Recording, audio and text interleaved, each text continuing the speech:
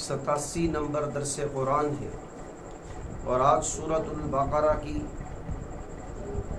203 اور 204 اور 205 آیت مبارکہ کی تلاوت ہوگی اور ترجمہ تفسیر۔ سب سے پہلے تلاوت سماعت فرمائیں۔ اعوذ باللہ من الشیطان الرجیم،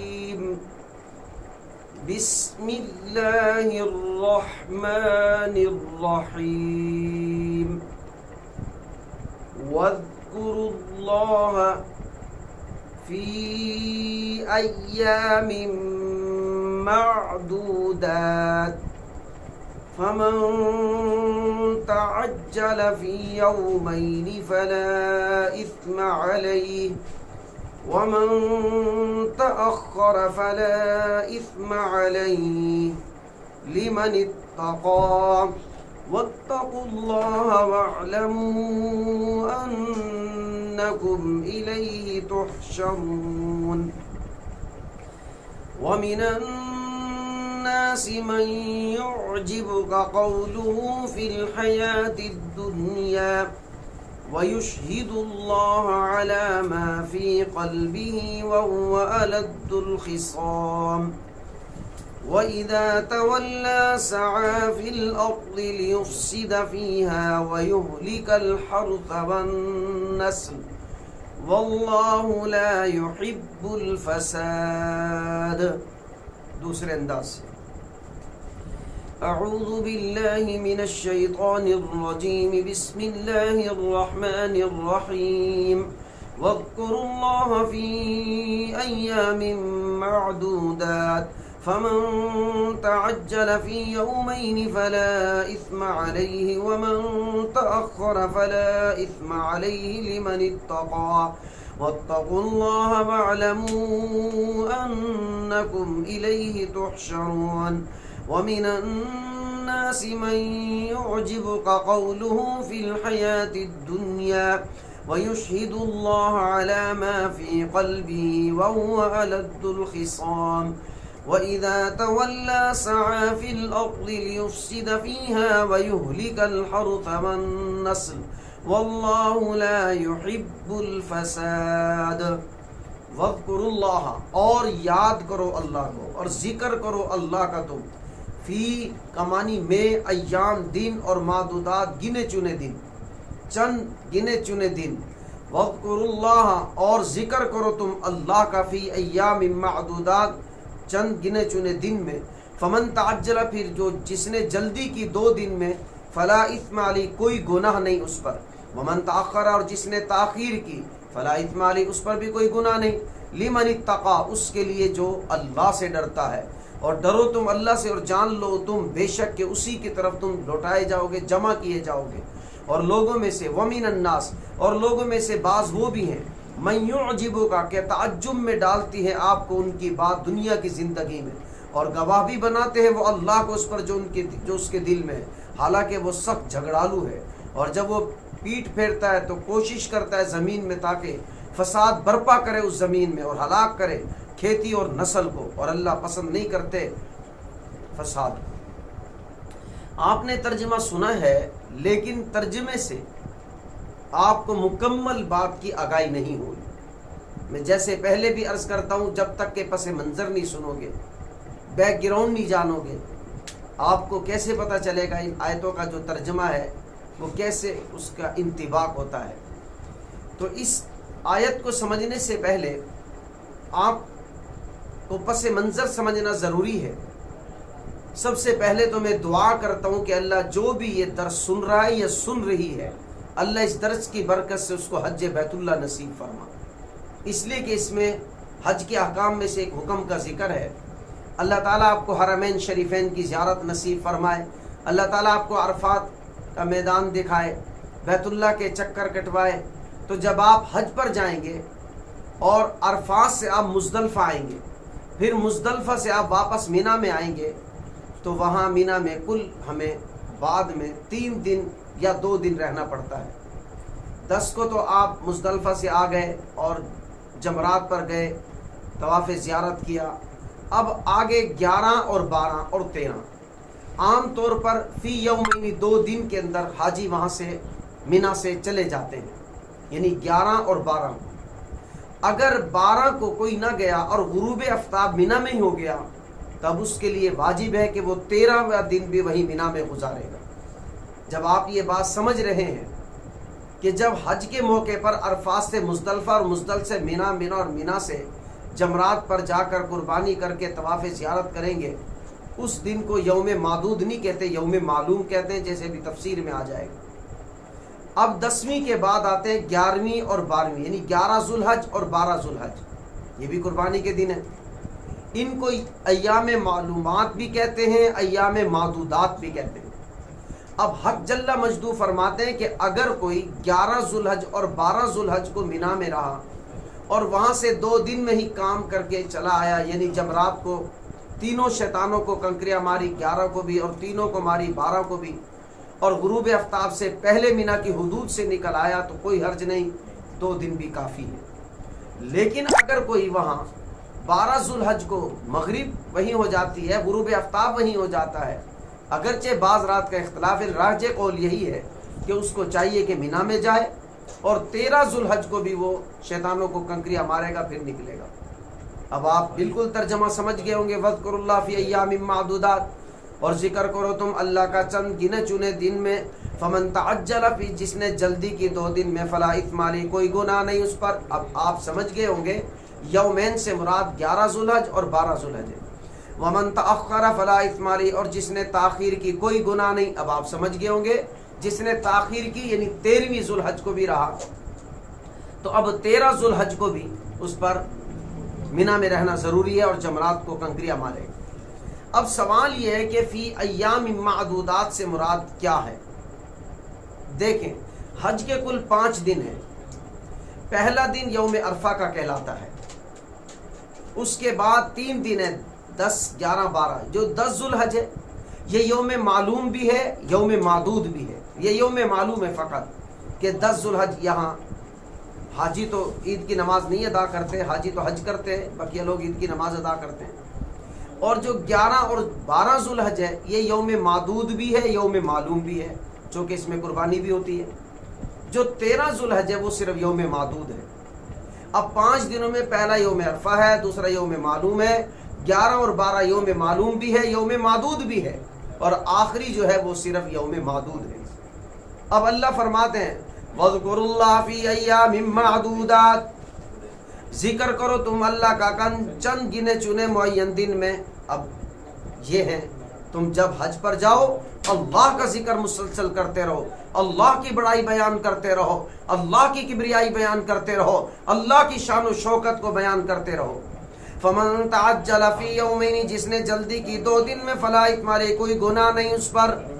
اب دیکھو 2 دن کی یوم معلوم کو نہیں گننا، وہ تو 10 ذوالحج ہے، اس میں تو قربانی کر کے طواف زیارت کے لیے حجاج کے نام چلے جاتے ہیں۔ یہ ہے 11 اور 12۔ وَمَن تَأَخَّرَ فَلَا إِثْمَ عَلَيْهِ، جس نے تاخیر کی کوئی گناہ نہیں اس پر۔ تاخیر کی مطلب 11 12 تو کرنا ہی ہے، اگر یہ 12 ذوالحج کو غروب آفتاب میں بھی وہیں رہا تو 13 کرے گا۔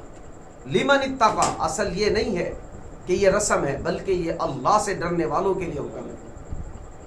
وَاتَّقُوا اللَّهَ، اللہ سے ڈرو تم، وَاعْلَمُوا، اور جان لو تم، بے شک کہ تم اسی کی طرف جمع کیے جاؤ گے۔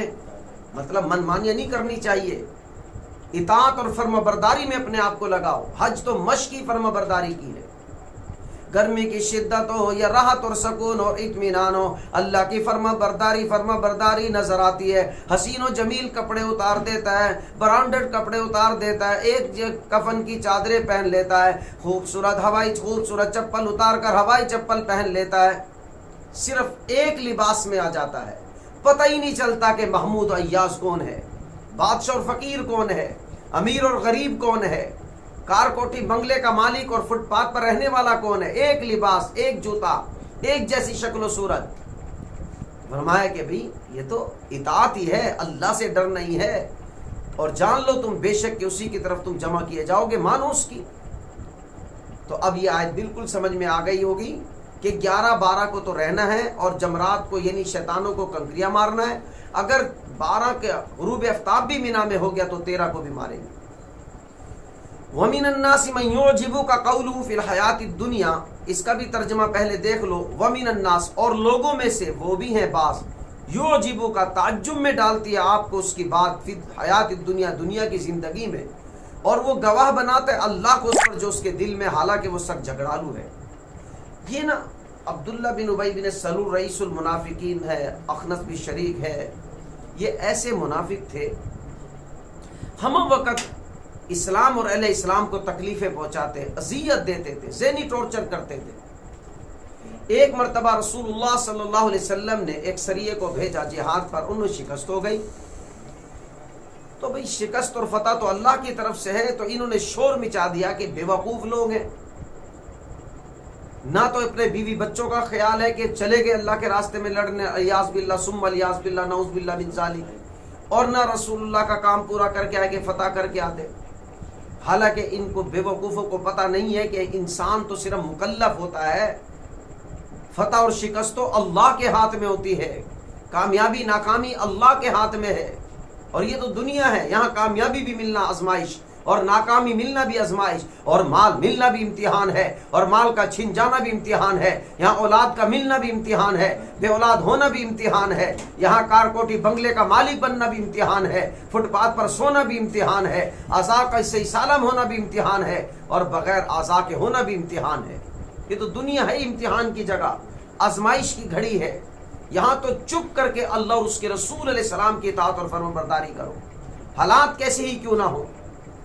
حالات اگر خوشحال ہوں پھر بھی اللہ کی فرما برداری واجب، حالات تنگ ہو پھر بھی اللہ کی فرما برداری واجب.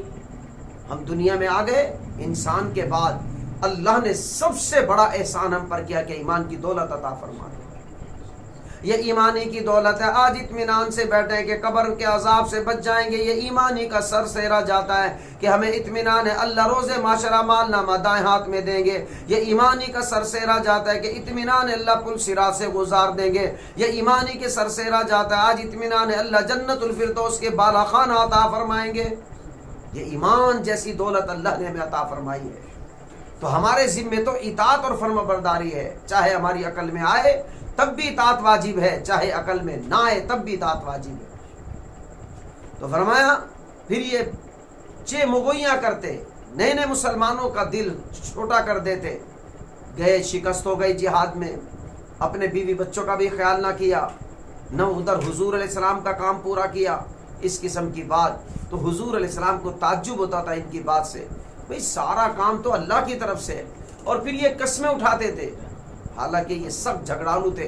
جہاں ان کو موقع مل جاتا وہیں مسلمانوں کو اذیت دیتے تھے، اسلام اور اہل اسلام کو نقصان پہنچاتے تھے. پر ومن الناس، اور لوگوں میں سے بعض وہ بھی ہیں کہ تعجب میں ڈالا آپ کو اس کی بات رہے دنیا کی زندگی میں، اس حال میں وہ گواہ بناتا ہے اللہ کو اس پر جو اس کے دل میں، حالانکہ وہ سخت جھگڑالو ہے. مطلب موقع کی تاڑ میں رہتا ہے کہ ایمان اور اہل ایمان، اسلام اور اہل اسلام کو کیسے تکلیف پہنچے. وَإِذَا تَوَلَّى، اور جب وہ پیٹھ پھیرتا ہے تو سعی کوشش کرتا ہے فی الارض، زمین میں، لیفسد فیہا، تاکہ فساد برپا کرے اس میں، وَيُهْلِكَ الْحَرْثَ وَالنَّسْلَ، اور ہلاک کر دے کھیتی کو اور نسل کو. اور اللہ تعالیٰ پسند نہیں کرتے فساد. اب دیکھو اس آیت کو بھی سمجھنے کے لیے تھوڑا سا پس منظر کا جاننا ضروری ہے. اخنس بن شریک اور ثقیف کے آپس میں کچھ گرما گرمی ہو گئی، اور اخنس نے شماری کی، اور ایک جگہ کی یہ طائف گیا اپنے مقروض سے قرض لینے، اس نے دیا نہیں تو اس نے اس کی کھیتیاں جلا دی، اس کے جانور جلا دیے، اس کا سارا نقصان کر کے آیا ہے. اللہ نے آیتیں اتاری کہ تمہیں اگر قرض نہیں ملا تو اس کا مطلب یہ نہیں کہ جو قرض اتارنے کے اسباب تھے تم نے وہ بھی ختم کرائے ہو. قربان جائیے کائنات کے پیغمبر سرکار دو عالم امام الانبیاء سید المرسلین سید القونین حضرت محمد صلی اللہ تعالی علیہ وسلم نے فرمایا میری امت کی شانوں میں ایک شان یہ جب یہ کسی کو قرض دے دے اور قرض دینے والا قرض چکانے والا اگر ادا نہ کر سکے اور قرض دینے والا مہلت دے دے، ایک دن پر جتنا اس نے قرض دیا ہر روز اتنا صدقہ کرنے کا ثواب اللہ تعالیٰ عطا فرماتے رہتے ہیں. اتنا بڑا ثواب دیتے ہیں. کیا بھئی قرض لینے والے نے مقروض کو مہلت دے دی اور یہ کہتا ہے جی میرے پاس تو ہے نہیں، میں کہاں سے صدقہ کروں. فرض کیا کسی نے کسی کو 5 لاکھ روپے قرض دیا اور طے کر لیا کہ میں 10 دن کے بعد لوٹا دوں گا، اور وہ اپنے بات میں سچا ہے، لوٹا دے گا، من کا سچا ہے، حالات کی زنجیروں نے جکڑ دیا، ورنہ وہ کبھی زبان کا جھوٹا نہیں تھا، من کا جھوٹا نہیں تھا۔ اب اگر قرضہ لینے والے کے پاس 2 آپشن ہیں، ایک آپشن تو یہ ہے کہ سر چڑھ جائے اور جو قرض اتارنے کے اسباب ہے وہ بھی چھین لائے، جیسے اخنس نے کیا، اور دوسرا آپشن یہ تھا کہ اس کو مہلت دے دے۔ اور بھئی کتنے دن کی مہلت؟ وہ کہے جی مجھے 5 دن کی مہلت دے دو۔ قربان جائیے کائنات کے پیغمبر سرکار دو عالم، امام الانبیاء، سید المرسلین، سید القونین، حبیب خدا حضرت محمد صلی اللہ تعالی علیہ وسلم نے فرمایا ہر روز 5 لاکھ صدقہ کرنے کا ثواب اللہ عطا فرماتے رہیں گے۔ یہ 5 لاکھ بطورے میں مثال کے عرض کر رہا ہوں، اور ایسا ثواب ملے گا جو آخرت میں کام آئے گا، جہاں کوئی کام نہیں آئے گا۔ ایسی جگہ یہ کام آئے گا صدقے کا ثواب، ایسی جگہ کام آئے گا جہاں نہ روپیہ چلے گا، نہ درہم چلے گا، نہ دینار چلے گا، نہ کوئی دنیا کی کرنسی چلے گی۔ وہاں اگر کوئی چیز چلے گی تو یہی اعمال کا اجر و ثواب چلے گا۔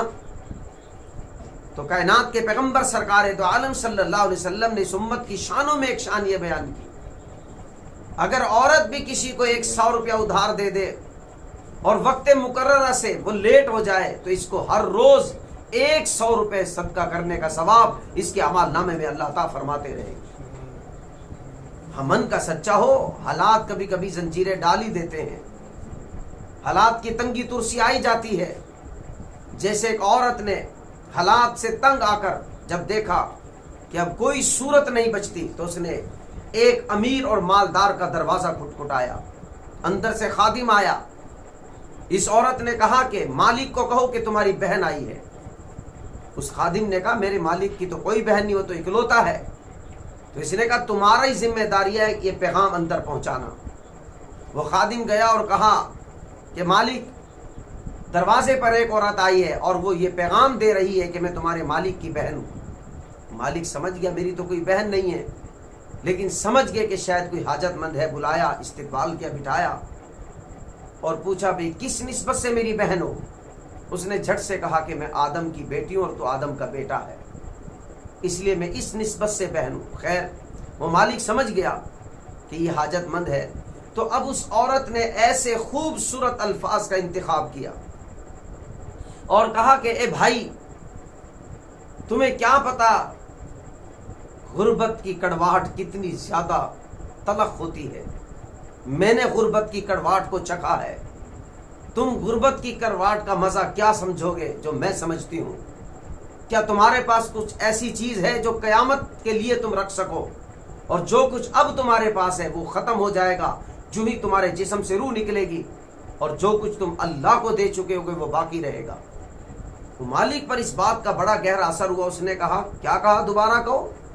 پھر اس عورت نے کہا کہ اے مالک بھائی غربت کی کڑواہٹ کا ذائقہ تم کیا محسوس کرو گے، کیا چکھو گے؟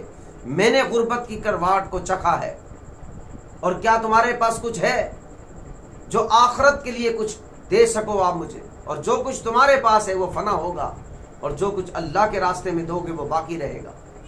اس مالک نے کہا پھر کہو۔ اس نے پھر کہا 4 مرتبہ جب کہا تو عورت نے کہا کہ دینا ہو تو دے دیں پر تذلیل نہ کریں گے۔ وہ مالک پر نہ ماکیہ ہو کر کہنے لگا اے بہن میں تمہیں کوئی ذلیل نہیں کر رہا ہوں، لیکن تمہارے الفاظوں کا انتخاب اتنا خوبصورت ہے، میرا جی چاہ رہا ہے کہ تجھ سے میں سنتا رہوں۔ اگر تو 1000 بار بھی مجھے سنائے گی میں 1000 بار اسی انہماک کے ساتھ سنوں گا، اور ہر بار تجھے 1000 درہم چاندی کے بھی دوں گا۔ اور پھر خادم کو بلایا کہ اس کو 100 اونٹ دے دو، 100 اونٹنیاں دے دو، اور جتنا مال یہ لینا چاہے دے دو۔ الفاظ کا انتخاب اچھا ہوا تو مالک سے خادم نے کہا کہ آپ نے اتنا بڑا انعام کیسے دے دیا؟ تو مالک نے کہا تم نہیں سن رہے تھے کیا بات کہہ رہی تھی کہ آخرت کے لیے کچھ کر سکو، کچھ رکھ سکو تو مجھے دے دو۔ تو مجھے تو چاہیے ہی سب کچھ آخرت میں، یہاں میرے پاس کار کوٹھی بنگلہ ہے، جسم سے روح نکلا یہیں رہ جائے گا۔ آج مجھے ایک طریقہ سمجھ میں آیا کہ قوت بازو کی کمائی میں آخرت میں کیسے رکھ سکتا ہوں۔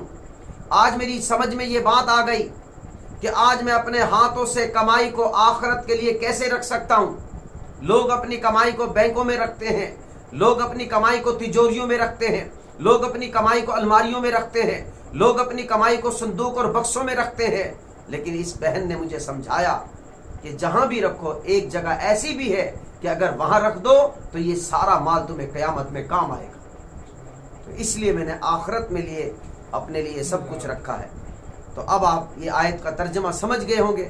وَإِذَا تَوَلَّا، اور جب اس نے پیٹھ پھیری، اخنس نے طائف سے مدیون سے جب پیسہ نہ ملا تو اس کی کھیتیاں جلا دی، اس کے جانور جلا دیے. تو اللہ نے فرمایا سعیٰ فی الارض، وہ کوشش کر رہا تھا زمین میں، لیفسد فیہا، تاکہ فساد برپا کرے زمین میں، ویہلک الحرث والنسل، اور ہلاک کر دی اس نے کھیتی کو بھی، اور ہلاک کر دی اس نے چوپاؤں کو، نسلوں کو.